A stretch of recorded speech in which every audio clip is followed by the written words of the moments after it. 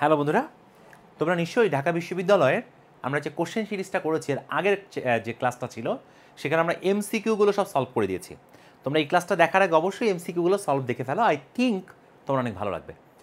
আমরা এই ক্লাসে মূলত দেখতে যাচ্ছি ঢাকা বিশ্ববিদ্যালয়ের এই বছর মানে 2024-25 সেশনে যারা বিশিষ্টভাবে বাস খেয়ে আসছে তাদের রিটের প্রশ্ন কেমন ছিল এবং সেগুলো কেমনে আমরা সমাধান করব।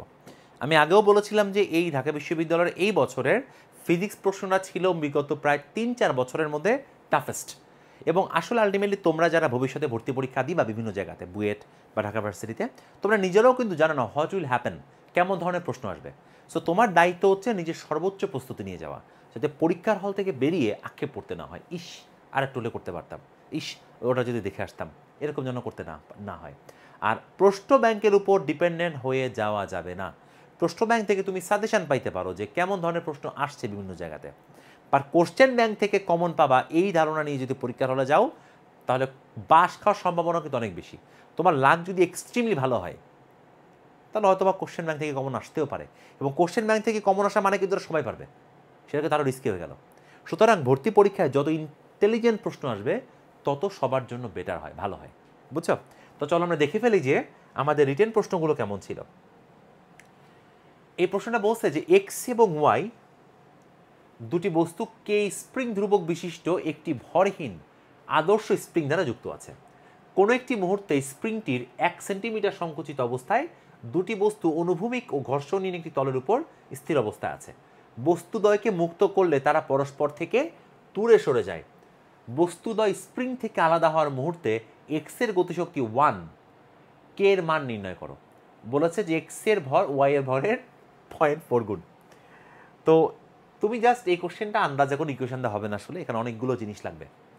ভরবেগের নিত্যতা লাগবে, তারপরে গতিশক্তির সংরক্ষণশীলতা লাগবে, এগুলো ইউজ করে করতে হবে। তো প্রথমে তুমি আগে ইম্যাজিন করো যে আসলে কী দিছে, বুঝছো? তো আমাদের বলছে একটা স্প্রিং আছে আমাদের কাছে, এই যে একটা স্প্রিং। এই স্প্রিংকে আমরা দুইটা বস্তু যদি চিন্তা করি এভাবে, এই হচ্ছে মনে করলাম দুইটা বস্তু, একটাকে ধরলাম এক্স, একটাকে ধরলাম ওয়াই। আর এই স্প্রিং দুইটা কিন্তু একটা তলের উপর, স্প্রিংটা একটা তলের উপরে দুইটা বস্তুকে এইভাবে নিয়ে রাখছে। আর স্প্রিংটা সাম্যাবস্থা থেকে, কথাটা বুঝো, সাম্যাবস্থা থেকে 1 সেন্টিমিটার পরিমাণ সংকুচিত হয়ে আছে সাম্যাবস্থা থেকে। তার মানে অলরেডি এই স্প্রিংয়ের মধ্যে কিন্তু আমরা একটা বিভব শক্তি জমা করে দিয়েছি। তা আমরা কিছু মান ধরে নেই, আমরা ধরে নেই যে এই এক্স ব্লকের ভর হচ্ছে এম এক্স আর ওয়াই ব্লকের ভর হচ্ছে এম ওয়াই। তাহলে প্রথমে আমাকে বলতে দেখো এক্সের ভর ওয়াই এর ভরের 0.4 গুণ। তাহলে আমি এটা একটু লিখে রাখি, এক্সের ভর মানে M X equal to 0.4 into M Y. এই কথাটা আমাকে প্রশ্নে বলে দেওয়া আছে। এবার বলছে যদি ছেড়ে দেওয়া হয় তাহলে কিছু একটা হয়। তাহলে বস্তুদ্বয়কে মুক্ত করলে মানে স্প্রিংটা আমি কি করছিলাম, চেপে রাখছিলাম, এবার ছেড়ে দিলে কে আবার আগের অবস্থানে ব্যাক করবে। তাহলে আগের অবস্থানে ব্যাক করা মানে হলো, কথাটা বুঝো, যে এই এক্স যে ব্লকটা ছিল সে একটা নির্দিষ্ট ভেলোসিটি ভি এক্সে এই দিকে সরে আসবে, আর ওয়াই যে ব্লকটা ছিল সে এই দিকে ভি ওয়াই বেগে সরে যাবে। লজিক্যালি একটা স্প্রিংকে এরকমভাবে চেপে রাখছিলাম, যদি আমি হাত ছড়াই দিই কী হবে, এরা আবার দুই দিকে দুইজন চলে যাবে, জাস্ট এভাবে চলে যাবে। ঠিক সেই জিনিসটা এখানে বলা হয়েছে। তাহলে এখানে কিন্তু আমরা সর্বপ্রথমে যেটা বলতে পারবো, যেখানে অবশ্যই শক্তি সংরক্ষিত থাকবে। শক্তি সংরক্ষিত থাকা মানে কি? শক্তি সংরক্ষিত থাকা মানে হচ্ছে স্প্রিংয়ে যে পরিমাণ বিভব শক্তি ছিল, which is half K x square, এই পরিমাণ শক্তি ছিল স্প্রিংয়ে, এই শক্তিটা এই দুটা বস্তুর গতিশক্তিতে কনভার্ট হয়েছে। তার মানে এ বস্তুর গতিশক্তি হবে half m x v x square, আর ওয়াই এর গতিশক্তি হবে half m y v y square, v y square. এই কথাটা কিন্তু ধ্রুব, শক্তির নিত্যতা সূত্র, এটা কিন্তু হবেই। এবার খেয়াল করো, এবার তোমাকে বলছে যে স্প্রিং থেকে আলাদা হওয়ার মুহূর্তে এক্স এর গতিশক্তি 1, মানে এইটুকু তোমাকে বলা আছে যে এইটুকু মানে হচ্ছে 1, এইটুকু বলা আছে কত, এইটুকু হচ্ছে 1, এটা বলা আছে। তাহলে আমরা যদি এইটা সামহাও বের করে ফেলতে পারি, যে এইটুকু যদি সামহাও বের করে ফেলতে পারি তাহলে কিন্তু কে বের করা যাবে, বিকজ আমাদের এক্সও বলে দেওয়া আছে 1 সেন্টিমিটার, এই যে এক্স এর মান হচ্ছে 1 সেন্টিমিটার বলে দেওয়া আছে। তাহলে এইটা বের করার জন্য আমাদের কি ভি ওয়াই জানা লাগবে না, যে ওয়াই এর বেগ কত। তাহলে ওয়াই এর বেগ বের করার জন্য আমরা এখানে ভরবেগের নিত্যতা সূত্র কাজে লাগাবো। ভরবেগের নিত্যতা মানে কি? ভরবেগের নিত্যতা মানে হচ্ছে এইখানে তাদের আদি যে ভরবেগ আর এই সময় শেষ ভরবেগ সমান। তাহলে আদি ভরবেগ কত ছিল? আদি ভরবেগ ছিল হচ্ছে 0 ইকুয়াল টু শেষ ভরবেগ কত? এইটা শেষ ভরবেগ হচ্ছে, খেয়াল করো, mx vx। এটা যদি এর ভরবেগ হয় তাহলে ওইটার ভরবেগ কত হবে? এটার ভরবেগ হবে হচ্ছে মাইনাস my vy। এটা ভরবেগের নিত্যতা, এটা ভরবেগের নিত্যতা সূত্র। তাহলে এখান থেকে দেখো আমি কি বের করতে পারলাম? আমি বের করতে পারলাম যে তার মানে mx vx equal to my vy। বুঝছো? এখন তুমি দেখো mx এর মান হচ্ছে 0.4 my, সব বলাই আছে এখানে, শুধু ইউজ করবা। তাহলে mx এর মান হচ্ছে 0.4 my, 0.4 my into vx equal to my vy, my vy। তাহলে এখান থেকে দেখো তোমার কিছু জিনিস কাটাকাটি যাবে।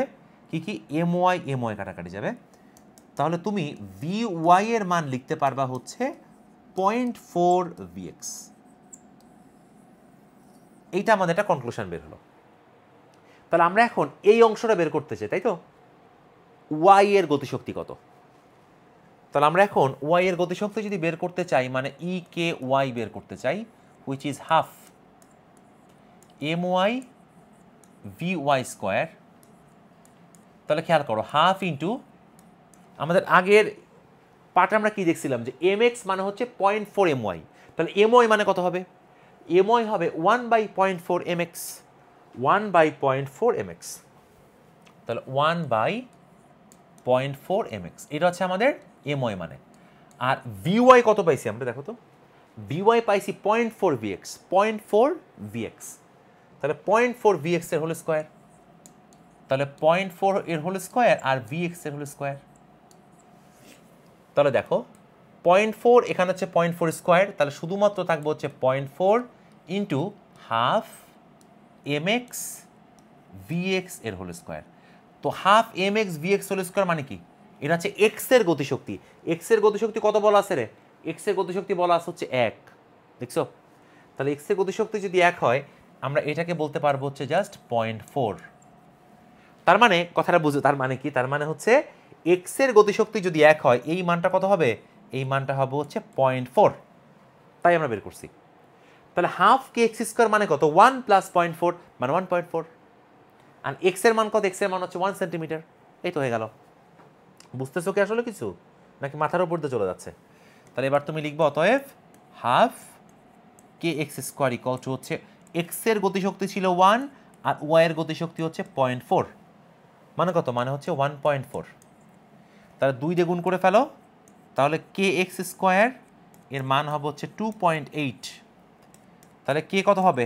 বল ধ্রুবক বের করতে বলছে। 2.8 ডিভাইডেড বাই এক্স স্কোয়ার, আর এক্স মান হচ্ছে 1 সেন্টিমিটার। তাহলে 1 সেন্টিমিটার মানে হচ্ছে 10⁻² এর হোল স্কোয়ার। তাহলে আমাদের অ্যান্সার হবে হচ্ছে 2.8 ইন্টু 10⁻4 নিউটন মিটার। বুঝছো? 10⁻² স্কোয়ার মানে কি? 10⁻⁻4, যেটা উপরে চলে গেলে 10⁻4 হয়ে যাবে। সো এটা কিন্তু হাতেই করে ফেললাম। এখন অনেক ক্ষেত্রে তোমরা জানো কি না জানি না, এখানে পার্শিয়াল মার্কিং নামক একটা মার্কিং আছে। পার্শিয়াল মার্কিং, পার্শিয়াল মার্কিংটা ঢাকা বিশ্ববিদ্যালয় রিসেন্টলি করে এবং বুয়েটও করে। মানে কি? শুরু ধরো এই পর্যন্ত তুমি সব ঠিক করছো, করে বাই চান্স তুমি হয়তো বা খেয়াল করো নাই, তোমার এই ক্যালকুলেশন করে তুমি অ্যান্সার লিখছো এরকম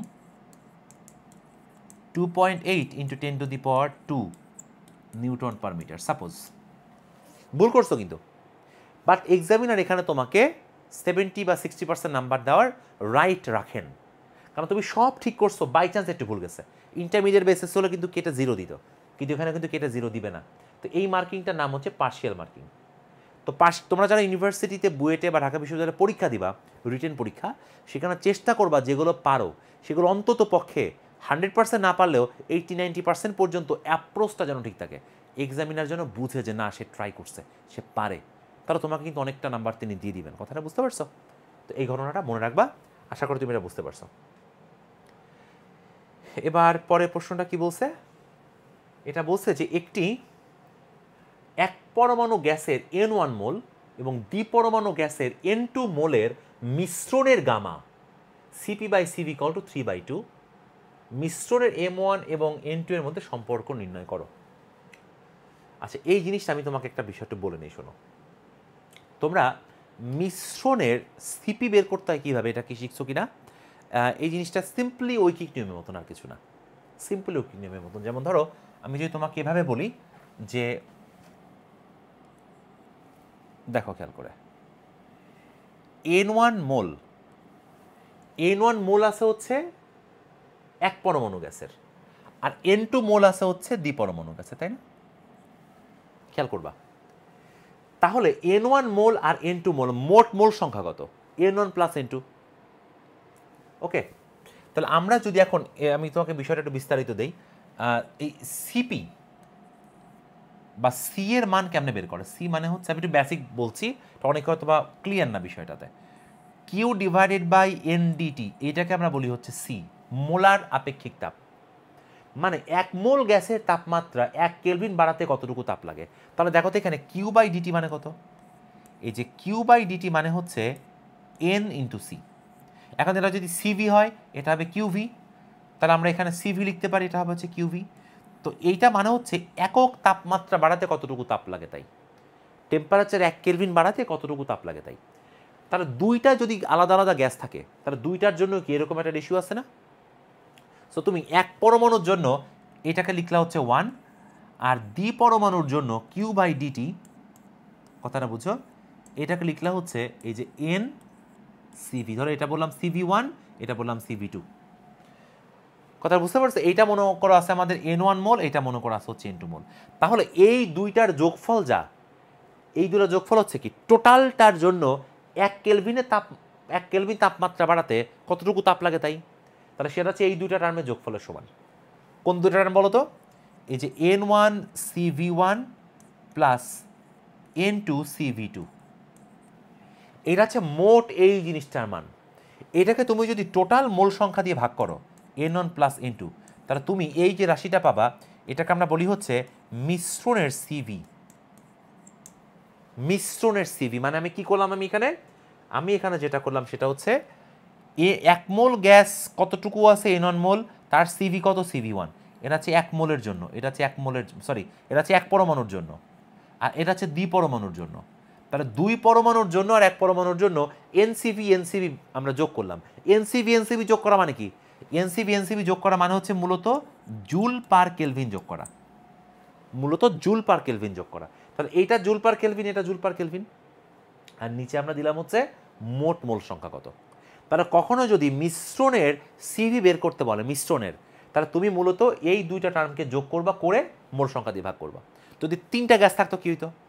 3টা গ্যাস থাকলে সিম্পল কথা, এই যেরকম, তাহলে N1 CV1 plus N2 CV2 plus N3 CV3, এটাকে আমরা ভাগ করব হচ্ছে N1 plus N2 plus N3 দিয়ে। এটা হচ্ছে টোটাল একটা গ্যাসে যত মিশ্রণ আছে তাদের জন্য সিভি বের করা হবে। এবং এটা কিন্তু রিয়েলিস্টিক, কারণ হলো প্রকৃতিতে এক পরমাণু গ্যাস পিওর পাওয়া মুশকিল। যেমন তুমি যে রুমে বসে আছো সেখানে এক পরমাণু, দ্বিপরমাণু, ত্রিপরমাণু সব ধরনের কিন্তু গ্যাস আছে।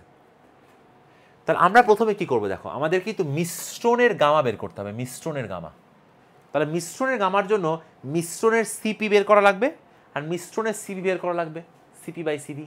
বাট এটা মিশ্রণের, এটাও কিন্তু মিশ্রণের। তাহলে আমরা মিশ্রণের জন্য এই ফর্মুলাটাকে ব্যবহার করব, তারপরে দেখা যাক আমরা কি বের করতে পারি। সো প্রথমে আমরা আগে বের করব হলো, খেয়াল করো, সিপি মিক্স। তাহলে সিপি মিক্স কত হবে বলো তো? N1 CP1 plus N2 CP2 divided by হচ্ছে N1 plus N2 divided by N1 plus N2। এটা কি বুঝলে? এটা কি জিনিস? এটা হলো একটা মিশ্রণের জন্য আমি সিপি বের করছি, জাস্ট আর কিছু না। NCP plus NCP by N1 plus N2, আর কিছু না। আর যদি সেমভাবে আমি সিভি বের করতাম, সিভি মিক্স, মিশ্রণের জন্য সিভি, তাহলে সেটা হবে N1 CV1 plus N2 CV2, আর নিচে কত হবে? নিচে হবে হচ্ছে N1 প্লাস N2। তাহলে মিশ্রণের জন্য যদি আমি সিপি মিক্স আর সিভি মিক্স পেয়ে যাই, দুটাকে ভাগ করব, তাহলে আমি বের করব হচ্ছে গামা মিক্স কত, মিশ্রণের গামা। তাহলে গামা মিক্স মানে হচ্ছে CP mix divided by CV mix. তাহলে এই দুটো ভাগ করলে কি n1 প্লাস n2 কাটাকাটি যাবে। So this is going to be n1 cp1 plus n2 cp2 আর নিচে হবে n1 cv1 plus n2 cv2। বুঝছো? এখন তুমি খেয়াল করো তোমাকে কি কি বলা আছে। গামা মিক্সের মান হচ্ছে 3/2, এই যেটা মিশ্রণের গামা, এই গামা মিক্স হচ্ছে 3/2 ইকুয়াল টু n1। তোমরা ইসের এই cp1 এর মান কি জানো কত হয়? এক পরমাণু গ্যাসের জন্য সিপির মান জানো কত হয়? এক পরমাণু গ্যাসের সিপি এর মান হয় হচ্ছে 5/2r। বুঝছো? আর দ্বিপরমাণু গ্যাসের মানে এই সিপি এর মান হয় হচ্ছে 7/2r। আর এখানে নিচে আছে n1 cv1, এক পরমাণু গ্যাসের সিভি, এটা মুখস্থ রাখা লাগবে, এটার মান হচ্ছে 3/2r। ওকে, প্লাস এটা হচ্ছে দ্বিপরমাণু গ্যাসের সিভি এর মান, এটার মান হচ্ছে 5/2r। তাহলে n2 5/2r। তাহলে দেখো কাটাকাটি করে কি থাকতেছে এখানে, এখানে আমাদের থাকবে হচ্ছে 3/2 তো আছেই। খেয়াল করবা কিন্তু এখানে আর আর আর আর r/2 সব বাদ যাবে না। তাহলে উপরে থাকতেছে আমাদের শুধু 5n1 plus 7n2 divided by 3n1 plus 5n2, এই থাকতেছে। তাহলে এইটাকে আমরা একটু মডিফাই করি, এখন আর্গুন করে ফেলি। আর্গুন করলে হবে হচ্ছে 3 3 9n1 plus 3 5 15n2 equal to এদিকে গুণ করলে হবে হচ্ছে 10n1 প্লাস 7 দুগুণে 14n2, তাহলে 14n2। এবার পক্ষান্তর করো, n2কে বাম পাশে নিয়ে আসো, তাহলে 15 মাইনাস 14n2, ঠিক আছে। আর n1কে ডান দিকে নিয়ে যাও, তাহলে 10 মাইনাস 9 ইন্টু n1। সো আমাদের ইকুয়েশনটা হচ্ছে এরকম, n1 এবং n2 এর মানটা সমান, এই কারণে অনুপাতটা এমন আসছে। বুঝছো? তাহলে তুমি যদি এই মিশ্রণের গামা কেমনে বের করা লাগে, মিশ্রণের আপেক্ষিক তাপ কেমনে বের করা লাগে, মিশ্রণের সিপি কেমনে বের করা লাগে, মিশ্রণের আণবিক ভর কেমনে বের করা লাগে, এগুলো না জানা থাকলে তুমি কিন্তু এটা পারবা না করতে। বুঝছো? মানে ফ্র্যাকশন ওয়াইজ আমরা সিপি যোগ করছি, মানে এই জিনিসটা একদম খুবই সিম্পল। আমি যদি আরও ক্লিয়ারভাবে তোমাকে বলি, একদম সহজে তোমাকে মানে বোঝাই দিই, যাতে তুমি মনে রাখতে পারো, একদম সহজে তোমাকে বোঝাই দিয়ে দাও, একদম সহজে, খুব সহজে। বুঝছো?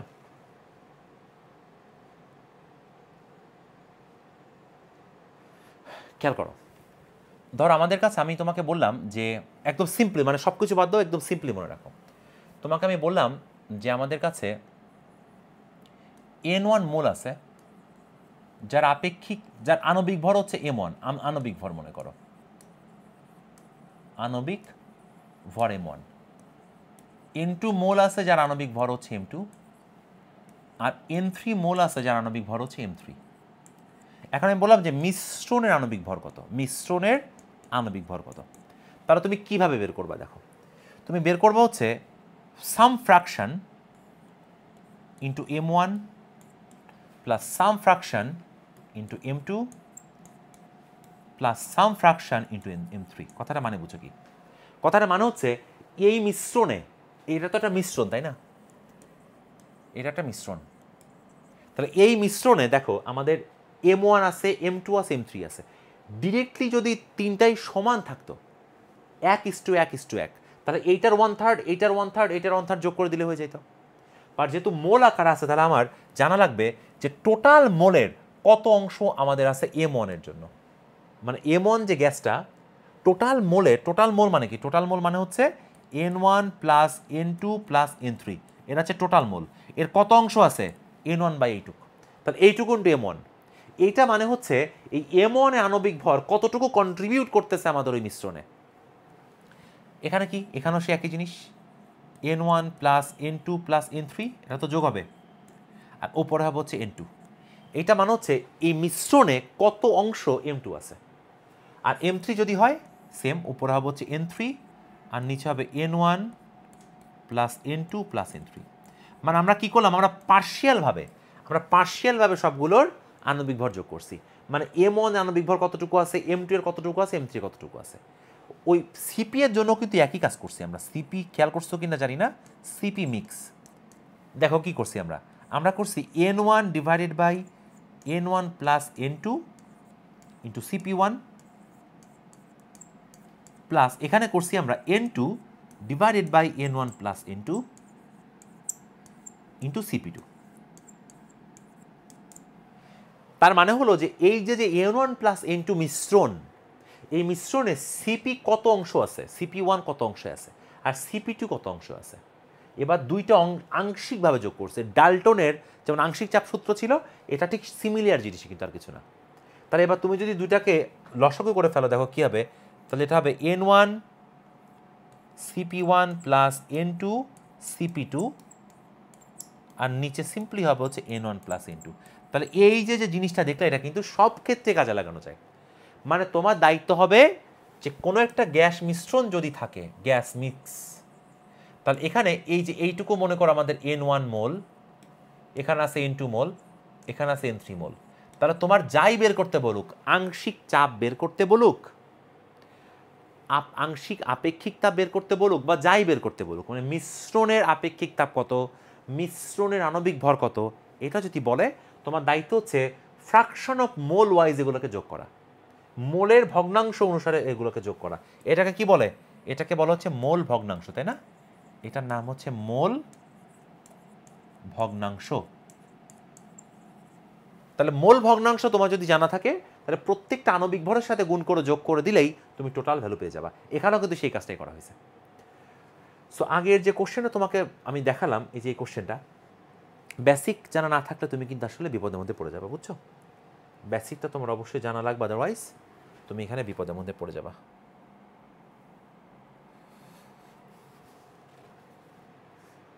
আচ্ছা, খুব ভালো কথা। আমরা মনে একটা কোশ্চেন জাম্প করছি। হ্যাঁ, এই কোশ্চেনটা জাম্প করছি। দেখি কোশ্চেনটা কি বলছে। কারশফের সূত্র ব্যবহার করে বর্তনীর প্রতিটি শাখায় বিদ্যুৎ প্রবাহের মান নির্ণয় করো। যেমন এটা হচ্ছে I1, তাহলে I1 ফ্লো হচ্ছে কার কার মধ্য দিয়ে, এখান দিয়ে আর এখান দিয়ে I1, কিন্তু তাহলে এইটা প্লাস এটা মাইনাস, যেখান দিয়ে ঢুকবে সেটা প্লাস। I2 যাচ্ছে উপরে, তাহলে এখানে প্লাস এখানে মাইনাস, আর I3 যাচ্ছে এখান দিয়ে, তাহলে এটা প্লাস এটা মাইনাস। সো তুমি এখানে দেখো তোমার কতগুলো লুপ আছে। তোমার লুপ আছে হচ্ছে এইটা একটা লুপ, এটা লুপ 1, আর এইটার একটা লুপ, লুপ 2। তাহলে তোমার দায়িত্ব হলো প্রত্যেকটা লুপে আলাদা আলাদাভাবে কারশফের সূত্র ইউজ করা। তাহলে অ্যাট লুপ 1, লুপ 1 কি হবে, লুপ 1-এ তুমি এখান থেকে শুরু করো, যাওয়া এখান থেকে, তাহলে এইদিকে যেটা প্লাস মাইনাস, এখানে মাইনাস প্লাস, অন্য কালার দিয়ে লিখি, এটা হচ্ছে প্লাস মাইনাস, এটা হচ্ছে মাইনাস, এটা প্লাস। খেয়াল করবা কিন্তু। তাহলে আমি এখান থেকে যদি যাই, ওদিকে যেতে গেলে প্রথমে পাচ্ছি হচ্ছে -50, এবার এইদিকে গেলে পাবো হচ্ছে +2, আর এই কারেন্টটা হচ্ছে I1, তাহলে +2I1। শোনো, এনসেনারের যে কোর্সগুলো আছে, এই কোর্সগুলোতে কিন্তু এগুলো সব ডিসকাস করা আছে, সব একদম ফিজিক্সের কোর্সটা একদম শুরু থেকে অ্যাডমিশন পর্যন্ত যাবতীয় যা প্রয়োজন সবভাবেই করা আছে। সো তোমরা যারা সামনে অলরেডি এনসেনারে ভর্তি হও নাই, তোমরা ভর্তি হয়ে যাও। কারণ হচ্ছে আমি সবসময় চেষ্টা করেছি যে কোর্সগুলোকে এমনভাবে ডিজাইন করতে যাতে ওই কোর্সটা করলে তোমার সব কিছু কভার হয়। এগুলো তো সব পানি ভাত, ডাল ভাতের মতন করানো হয়েছে, ওগুলো এত করাইছি, বুঝছো? তাহলে +2I1, আর এখানে কত হবে, এখানে হবে উপর থেকে নিচ পর্যন্ত, তাহলে +2I2 ইকুয়াল টু হচ্ছে 0। দেখো কি করলাম, এখান থেকে শুরু করলাম, তাহলে -50 +2I1 +2I2 ইকুয়াল টু 0। তাহলে এখান থেকে আমরা দেখো লিখতে পারবো I1 + I2 ইকুয়াল হচ্ছে 25। বুঝেছো? 50 2 2। আচ্ছা, আমি একটু দেখি আমার কোশ্চেনে 2 2 আছে তো নাকি আবার ভুল করছি আমি? হ্যাঁ, সবই 2 2 আছে, ঠিকই আছে, 2 2 আছে। আচ্ছা, এবার এই লুপটা দেখো, লুপ 2 জন্য তুমি কিভাবে অ্যাপ্লাই করো। লুপ 2তে কি হবে বলো, অন্য কালার দিয়ে লিখি আমি। লুপ 2 তে তুমি এখান থেকে যাও, পুরা বর্তনী ঘুরে আবার এখানে ফেরত আসো, টোটাল ইএমএফ মানে ভোল্টেজ ডিফারেন্সগুলো যোগফল 0 হবে।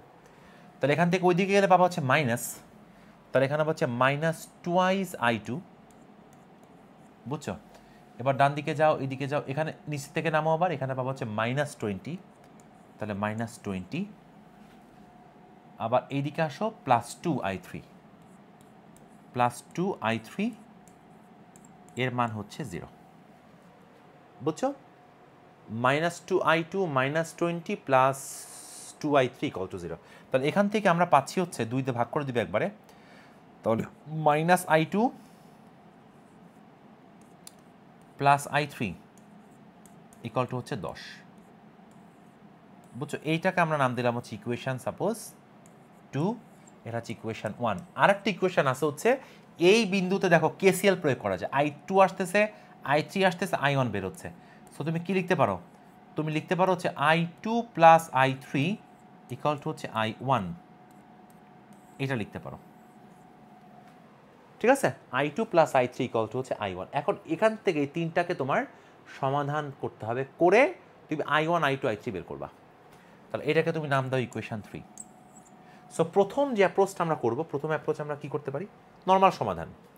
তুমি 2 + 3 যোগ করো, 2 + 3 যদি যোগ করা হয় দেখো, তাহলে আমাদের এখানে আছে হচ্ছে -I2 প্লাস হচ্ছে I3 = হচ্ছে 10। আর এখানে আমরা কি পাবো? না না না, এটা এটা এভাবে এটা যোগ করার দরকার নেই, দাঁড়াও এটা কাজ করি আমরা, একটা বাচ্চাকালের কাজ করি। বাচ্চাকালের কাজ হচ্ছে, যেহেতু ক্যালকুলেটর নাই আমাদের, তাহলে এই 1 নাম্বার সমীকরণে আমরা I1 এর যে মান, I1 এর মান হচ্ছে I2 + I3 আমরা এখানে বসাই দিই। তাহলে 1 নংয়ে I1 এর মান বসাই, তাহলে I1 এর মান বসালে পাবো হচ্ছে I2 + I3, আর প্লাস I2 তো আছেই, ইকুয়াল টু কত হবে? ইকুয়াল টু হবে হচ্ছে 25, বুঝছো? এটা ক্যালকুলেটর দিয়ে কিন্তু এক লাইন হয়ে যেত, কিন্তু আমাদের এখন হাতে ভেঙে ভেঙে করতে হবে। So this is going to be 2I2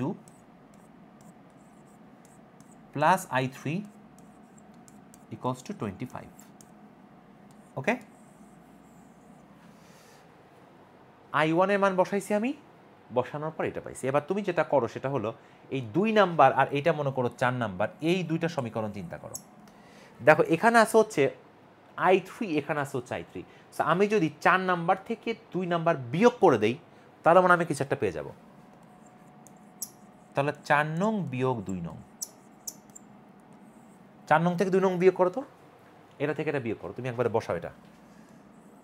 তাহলে 2I2 + I3 = 25, আর এটা যদি হয় -I2 + I3, এটা কত? এটা হচ্ছে আমাদের 10, জাস্ট বিয়োগ, নর্মাল বিয়োগ। তাহলে বিয়োগ করলে এখানে হবে হচ্ছে প্লাস, এখানে হবে মাইনাস, এখানে হবে মাইনাস। তাহলে I3 কাটাকাটি গেল, বাম দিকে আমাদের হচ্ছে 3I2, তাই তো? 3I2, আর এখানে হচ্ছে আমাদের 15। তাহলে I2 এর মান হচ্ছে 5, দেখছো খেয়াল করে? তার আমাদের এখানে লিখে দিই I2 এর মান হচ্ছে 5, পেয়ে গেছি। I2 এর মান কত? I2 এর মান হচ্ছে 5 অ্যাম্পিয়ার। আচ্ছা, I2 যদি 5 অ্যাম্পিয়ার হয়, এখানেও যদি বসাই দেওয়া হয় I3ও কিন্তু পেয়ে যাবো আমরা। দেখো I3 কত হবে? I2 হচ্ছে 5, তাহলে -5, -5 চলে যাবে ডানে, হয়ে যাবে +5। তাহলে I3 এর মান হবে হচ্ছে 15, I3 এর মান হবে হচ্ছে 15 অ্যাম্পিয়ার, বুঝতেছো? তাহলে I2 I3 যদি পেয়ে যাই 15 আর 5, I1 কত হবে? I1 হবে হচ্ছে দুইটা যোগফল, মানে 20। তাহলে I1 এর মান হবে হচ্ছে 20 অ্যাম্পিয়ার, 20 অ্যাম্পিয়ার। ব্যাস, এই তো হয়ে গেছে। তা আমরা হাতেই কিন্তু করে ফেলতে পারছি এটা, I1 I2 I3 হাতেই কিন্তু বের করতে পারছি। তো কারশফের সূত্রে মেন এখানে যে প্রবলেমটি স্টুডেন্টরা করে সেটা হলো প্লাস মাইনাস আইডেন্টিফাই করতে পারে না, তখন কোশ্চেন করতে যেয়ে কিন্তু ভুল করে ফেলে। আচ্ছা, এবার চলো আমরা পরের প্রশ্নটাতে যাই। এই যে এই প্রশ্নে বলছে 310 ন্যানোমিটার তরঙ্গ দৈর্ঘ্যের আলো একটি ধাতব তলের উপর আপতিত হয়ে সর্বোচ্চ এত জুল গতিশক্তির ইলেকট্রন নির্গত করে। কোন সর্বোচ্চ তরঙ্গ দৈর্ঘ্যের আলো ওই ধাতু থেকে ইলেকট্রন নির্গত করবে তা বের করো। তোমাদের কার্যাপেক্ষকের কথা মনে আছে? এটা কিন্তু ফটোতড়িৎ ক্রিয়ার কোশ্চেন। কার্যাপেক্ষককে আমরা বলতাম হচ্ছে ফাই, এবং এই ফাইকে কিন্তু আমরা বলি হচ্ছে এইচ এফ নট, আর এফ নটকে আমরা লিখি কিন্তু c divided by lambda naught. F naught ছিল হচ্ছে সূচন কম্পাঙ্ক, মানে সর্বনিম্ন কত ফ্রিকোয়েন্সি দিতে হবে ফটো ইলেকট্রন বের করার জন্য, আর এফ নটের করসপন্ডিং ল্যামডা হচ্ছে ল্যামডা নট। তাহলে ল্যামডা নট মানে হচ্ছে ম্যাক্সিমাম কতটুকু তরঙ্গ দৈর্ঘ্য দেওয়া লাগবে, এগুলো কিন্তু বুঝতে হবে, কারণ এফ মানে হচ্ছে সি বাই ল্যামডা। তাহলে এফ যেখানে সর্বনিম্ন, ল্যামডা সেখানে সর্বোচ্চ। তার মানে তোমাকে আসলে এখানে বের করতে হবে যে সর্বোচ্চ তরঙ্গ দৈর্ঘ্যের আলো কত, অর্থাৎ এই ল্যামডা নট বের করতে হবে তোমাকে। তাহলে ফটোতড়িৎ ক্রিয়ার ইকুয়েশনটা কি তোমার মনে আছে? গতিশক্তির মান মানে হাফ এম ভি স্কোয়ার, এটাকে আমরা কি বলতাম বলো তো? এটাকে আমরা বলতাম হচ্ছে এইচ এফ মাইনাস ফাই, এই বলতাম না? এখন একটু কাজ করো, এইচ এফকে আমরা বলতাম হচ্ছে h c divided by lambda, আর ফাইকে আমরা বলতাম এইচ সি ডিভাইডেড বাই হচ্ছে ল্যামডা নট। বুঝতেছ? এখন এখানে একটা মজার জিনিস আছে, দেখো এখানে তোমাকে বলে দিছে যে এইচ সি, এই যে গিভেন এইচ সি এর মান হচ্ছে এইটা। এই কথার মানে কি দেখো, এই কথার মানে হচ্ছে এইচ সি এর মান হচ্ছে 1240 ইলেকট্রন ভোল্ট পার ন্যানোমিটার, মানে এইচ সি এর ভ্যালু প্রতি ন্যানোমিটারের জন্য 1240 ইলেকট্রন ভোল্ট। এটা না বলে দিলে তুমি হাতে এটা করতেই পারবে না, বুঝছো? এবার তুমি এর মজাটা দেখো কি হবে। তাহলে আমাদের হাফ এম ভি স্কোয়ার কত বসে বলতো? 4 × 10⁻⁴ মাইনাস 19, এটা আছে হচ্ছে জুলে। তা আমি এটাকে যদি ইলেকট্রন ভোল্টে কনভার্ট করতে চাই, তাহলে 1.6 10⁻19 দিয়ে ভাগ করলে আমি কিন্তু পেয়ে গেলাম হচ্ছে ইলেকট্রন ভোল্ট। কথাটা বুঝছো? এবার এইচ সি এর মান হচ্ছে 1240 ইলেকট্রন ভোল্ট কিন্তু, আর নিচে ল্যামডা মানে হচ্ছে 310 ন্যানোমিটার, এটা মিনিট না ন্যানোমিটার, এটা ন্যানোমিটার হবে। তাহলে নিচে হচ্ছে 310 ন্যানোমিটার, আর এখানেও এইচ সি এর মান হচ্ছে 1240 ইলেকট্রন ভোল্ট, আর নিচে আমাদের ল্যামডা নট বের করতে হবে। সিম্পল একটা ক্যালকুলেশন, এখন আর কিছু না, বুঝছো? ল্যামডা নট বের করা লাগবে। তাহলে বাম দিকে দেখো 10⁻⁻16 কাটাকাটি গেলে এটা হচ্ছে 4/1.6, এটা কাটাকাটি করলে হবে হচ্ছে 4, আর এখানে হচ্ছে 1240 বাই ল্যামডা নট, বুঝছো? তাহলে আমরা এখানে একটা কাজ করে ফেলি, আমরা এখন এটাকে একটু পক্ষান্তর করব। তাহলে 1240 বাই ল্যামডা নট রাখবো বাম পাশে, আর ডান দিকে চলে যাবে হচ্ছে 4 - 4/1.6। লসাগু করলে এখানে হবে হচ্ছে 4 × 0.6/1.6, সম্ভবত এটা হবে, ইয়েস। আর এখানে পয়েন্ট যদি কাটাকাটি দেই, পয়েন্ট কাটাকাটি দিলে হবে হচ্ছে 6/16, 4 × 4 = 16, মানে 6/4, 6/4 মানে হচ্ছে 3/2। সো দেখো আমাদের ল্যামডা নট কত আসতেছে, ল্যামডা নটের মান আসতেছে হচ্ছে 1240 × 2 মানে 2480, আর নিচে আমাদের হবে হচ্ছে 3, বুঝছো? তাহলে 3 × 8 = 24, এবার 3 × 2 = 6, 2 × 3 = 6 = 18.6666 এত ন্যানোমিটার। এই হচ্ছে আমাদের সূচন তরঙ্গ দৈর্ঘ্য, মানে এই তরঙ্গ দৈর্ঘ্য থেকে বেশি তরঙ্গ দৈর্ঘ্যের আলো যদি আপতিত হয়, ফটোতড়িৎ ক্রিয়া ঘটবে না। সো ফটোতড়িৎ ক্রিয়ার এই কোশ্চেনটা প্রথমে যদি তোমাকে এটা বলে না দেওয়া থাকতো, তুমি কিন্তু এটা ক্যালকুলেটর ছাড়া করতে পারতে না, হাতে করতে পারতাম না। এবং দেখো আমি কিন্তু একবারও কিন্তু এই কোশ্চেনগুলো সলভ করতে যে ক্যালকুলেটর টাচ করিনি, আমার কাছে ছিল কিন্তু। আর ঢাকা ভার্সিটি তোমাকে তো ক্যালকুলেটর নিতেই দেয় না, তুমি করবা কেমনে? সো এগুলো কিন্তু ইন্টেলেকচুয়াল প্রশ্ন, বুঝছো? সো তোমাদের দায়িত্ব হলো বিচক্ষণতা বাড়ানো, নিজের যতটা সম্ভব নিজেকে ক্যাপাবল করা, যাতে যে কোনো প্রশ্ন দিলে তুমি যাতে সেটা সলভ করতে পারো। তোকে আমরা মোটামুটি সব কিছু দেখে ফেলছি, আই থিঙ্ক। সকলে ভালো থেকো, আর নিজেকে সবসময় উপযুক্ত বানাবা যাতে কেউ তোমাকে ফেলতে না পারে। Take care.